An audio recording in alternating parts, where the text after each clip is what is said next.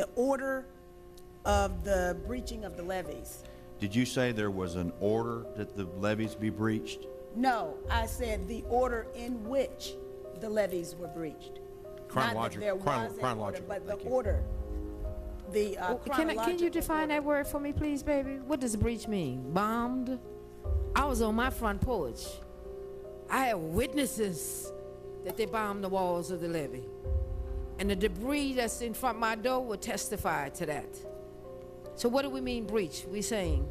Ms. McKinney, let me just note, we will do a separate interrogation on the walls, the breach, and if Mama D has information on anything, we'll be happy to get that information as a part of that hearing. That's not the subject. I also have information. We'd be happy to get that. I have interviewed witnesses, and I have videotape footage. Well, we'd be happy to get that before you leave today, and we'll hold a separate hearing on the history, the funding, and everything with the levees. Excellent, thank you. I have footage also, but I couldn't bring it with me. I could mail it maybe back.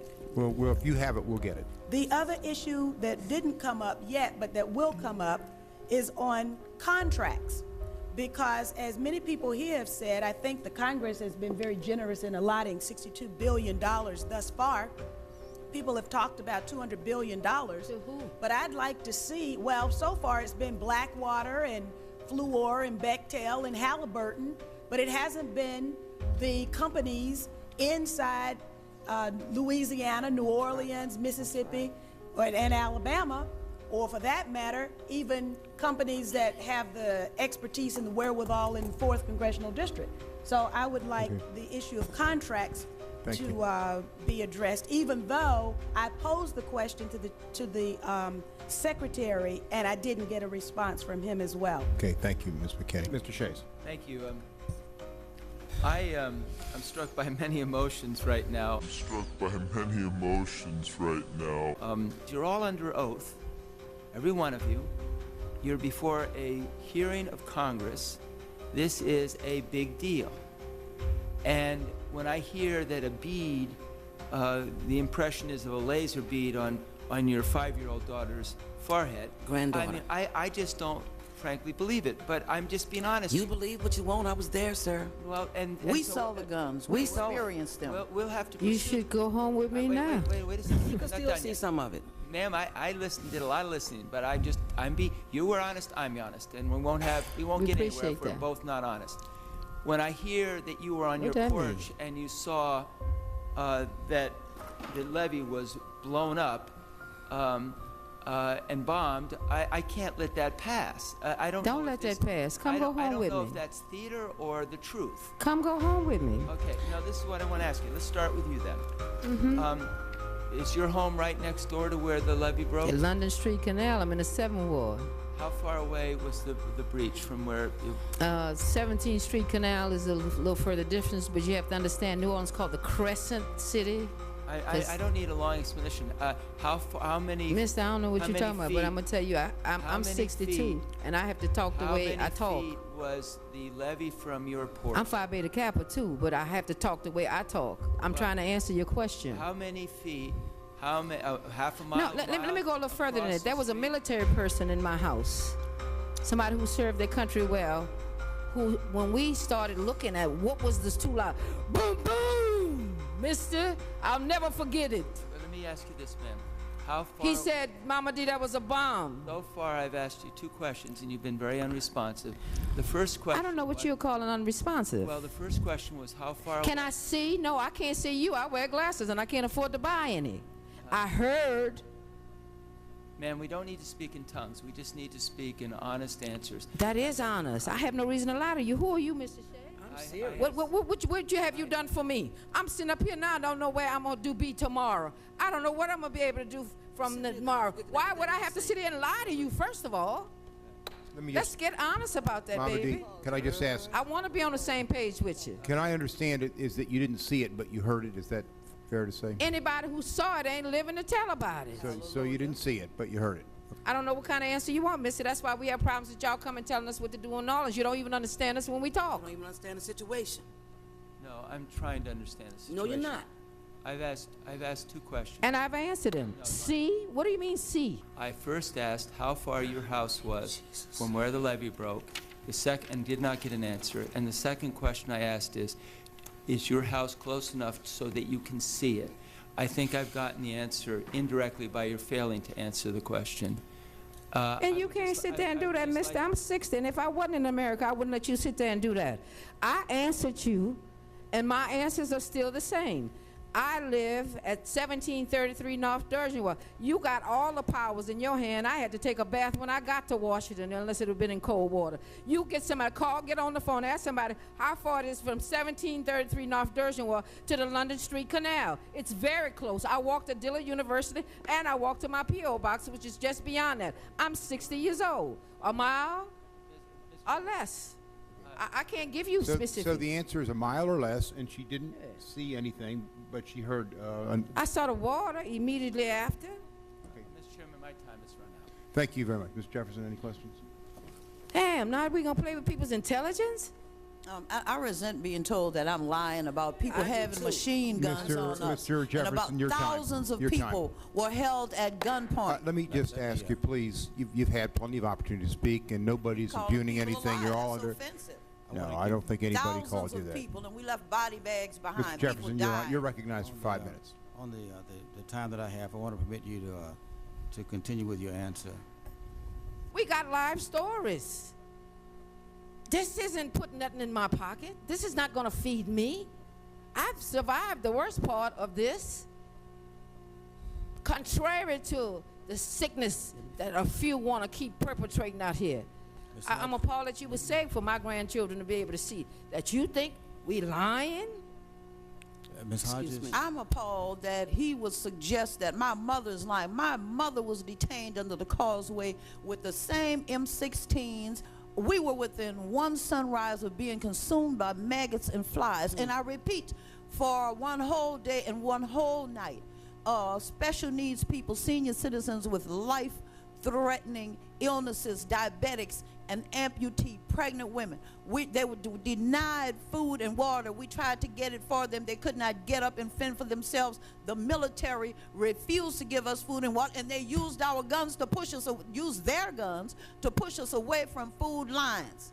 Can I just ask, whose guns? Were the National Guard? There were National Guard.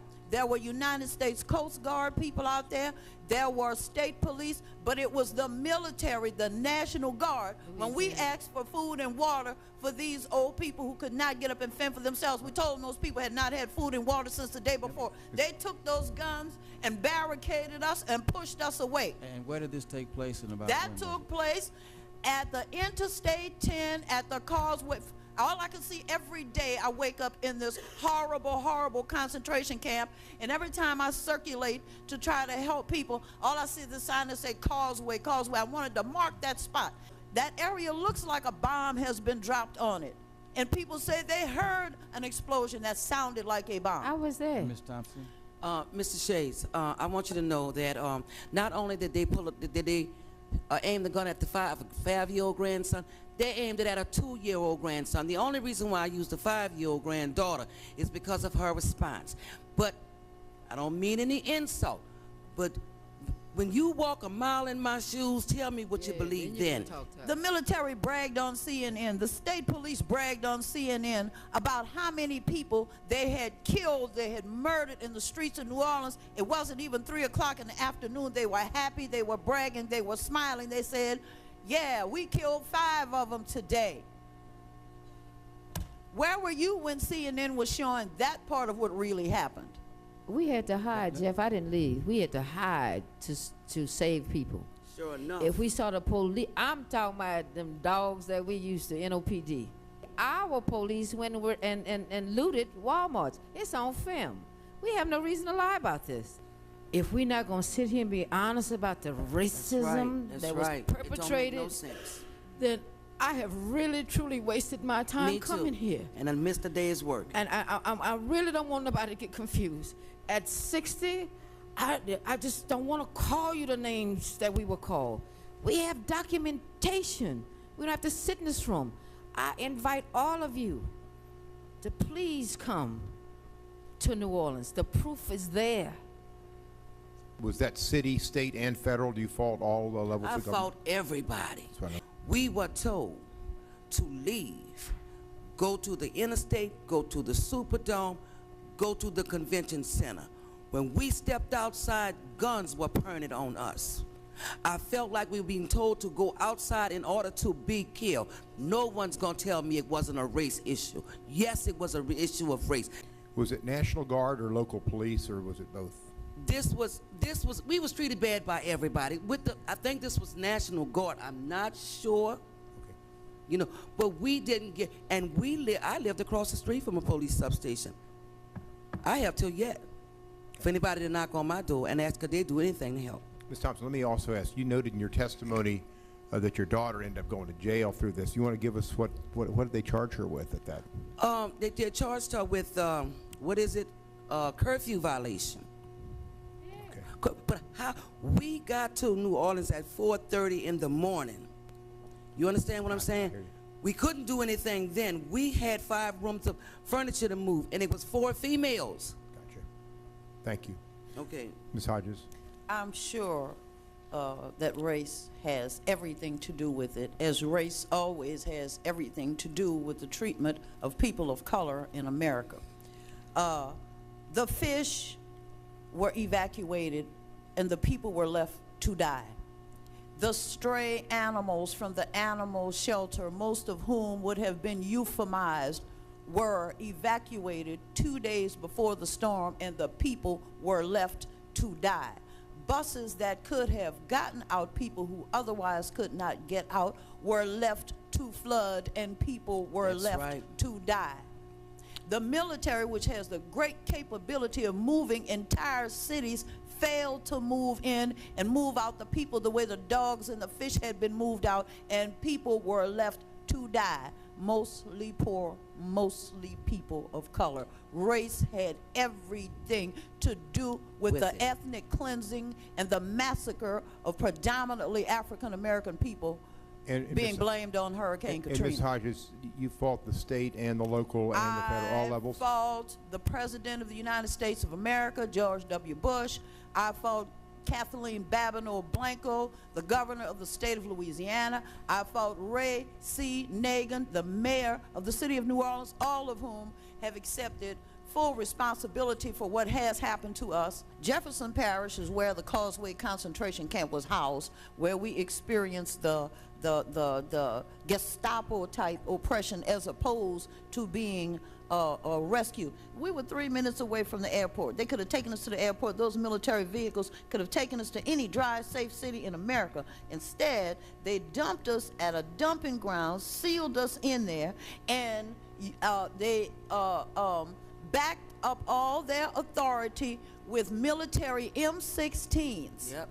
And there were thousands and thousands of people. On the last day we were in there, and let me tell you something, they handpicked the white people to ride out first. Yes, racism was very much involved. They handpicked the white people to ride out first. Every day the crowd got darker and darker and darker until finally there were 95% people of color in that place. Ms. Hodges, would you be offended if I respectfully asked you not to call the Causeway area a concentration camp? I'm going to call it what it is. If I put a dress on a pig is still a pig.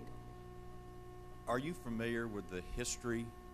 Yes, sir, I am. And that is the only thing I could compare what we went through to. A And that's the concentration. truth. And everybody who was in that place with me, the lady sitting next to me was there. My mother was there. My younger brother was there. My 2 sisters. We ran into other. That is the point, that they broke up families and dispersed us. That's right. And they stood over us with guns and enforced their authority. And yes, they tortured us. And then they used various forms of torture. And yes, I know what a concentration camp is. I'm a college-educated woman, and I love the study of history. Not a single person was marched into a gas chamber and killed. They died They from died. abject neglect. no, We they left died- body bags behind. They died from Pregnant that's one of the women lost their babies. That's one of the reasons why some of these people wouldn't come out those houses, because you was told to come on the street, and when people came out, people were got shot. killed. Excuse me, Mr. Miller has another minute left. I should have more time than that, sir. Go ahead. Thank you.